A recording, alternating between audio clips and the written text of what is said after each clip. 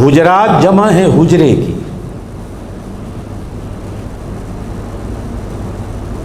حجرے سے مراد جناب نبی کریم علیہ الصلاۃ والسلام کی بیویوں کے حجرے ہیں قرآن میں.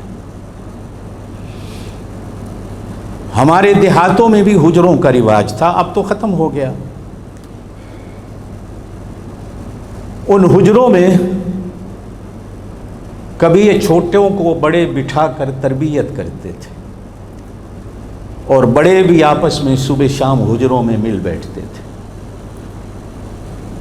برادری کی، گاؤں کی، پوری قوم کی، قبیلے کی پنچایتیں بھی حجروں میں ہوا کرتی تھی. حجرے ملنے جلنے کا ایک بہانہ تھے. جس طرح اور برکتیں کی چیزیں ہمارے معاشرے سے اٹھ گئیں، بے عین ہی اسی طرح حجروں کی برکتیں بھی اٹھ گئیں. یہاں بھی آج سے 20-25 سال پہلے ڈیرے ہوتے تھے، جن ڈیروں میں بڑے کا ڈر اور خوف ہوتا تھا، بڑے کی عزت ہوتی تھی.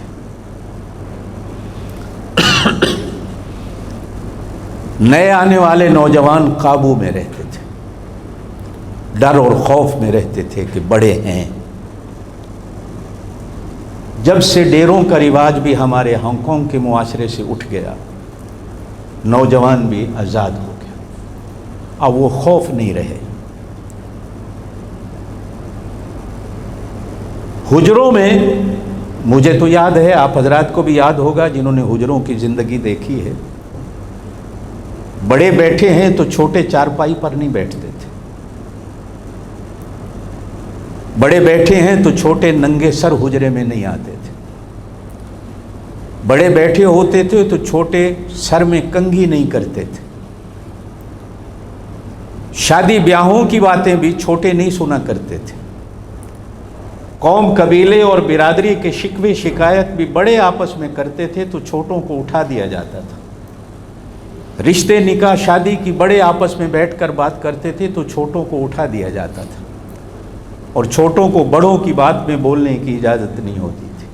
یہ ہمارے اسلامی دستور تھے، بڑوں کا ادب تھا. اب نہ وہ بڑے رہے نہ وہ چھوٹے رہے. کچھ ہم بڑوں کی کمزوریاں اور کچھ چھوٹوں کی کمزوریاں، یہ نہیں کہ صرف چھوٹوں کی کمزوریاں ہیں، بڑوں کی کمزوریاں بھی. بے عینی یہی صورت حجروں کی حقیقت کو بیان کرتی ہے. گھر کی زندگی کیسے گزارنی ہے اور بازار کی زندگی کیسے گزارنی. 2 رکوع کی صورت ہے. اگر آپ روزانہ پڑھنے کی عادت ڈال لیں تو میں دعوے سے کہتا ہوں کہ آپ کی 50% زندگی صحیح ہو جائے گی. پہلی آیت فرمایا گیا یا ایھا الذین آمنوا لا تقدموا بین یدی اللہ ورسولہ. اے ایمان والو، اللہ اور اس کے رسول سے آگے کبھی نہ ہونا. اللہ اور اس کے رسول سے سبقت نہ لے جانا، آگے نہ بڑھنا. جو اللہ کا حکم ہے سن کر وہیں رک جانا، جو اللہ کے رسول کا حکم ہے سن کر وہیں رک جانا.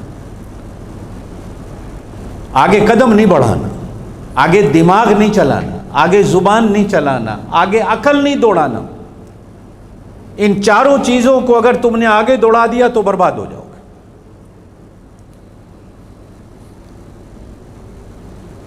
ہماری عقل محدود ہے، اس کی ایک حد ہے. اللہ کی ذات اور اللہ کی ذات کا حکم لا محدود ہے، اس کی کوئی حد نہیں ہے.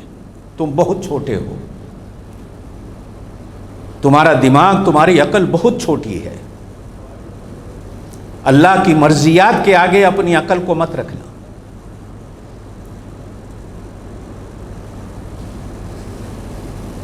ایک بزرگ نے اپنے مریدوں کو خلافت دی تو خلافت کے بعد مریدوں سے کہا کہ بیٹھو میری 2 بات سن لو، ہدایات ہیں. پہلی بات یہ ہے کہ کبھی خدائی کا دعویٰ نہ کرنا. مرید حیران ہو کر کہنے لگے حضرت کفر کرنا ہے، کون ہے جو خدائی کا دعویٰ کرے؟ فرمایا نہیں، آج ہر بندہ خدائی کا دعویٰ، فرعون تو کرتا تھا، تم بھی سارے کرتے ہو. حضرت وہ کیسے؟ فرمایا گھر بیٹھ کر جب تم شام کو بچوں سے کہتے ہو نا میرا فیصلہ آخری ہے، خبردار، یہی تو خدائی کا دعویٰ ہے، لا تقدموا بین یدی اللہ، آخری بات صرف اللہ کی۔ تمہاری عقل بہت کمزور ہے، کبھی مت دعویٰ کرنا کہ میری بات ہی آخری بات ہے، بس تم سے بڑے بھی عقل والے ہیں۔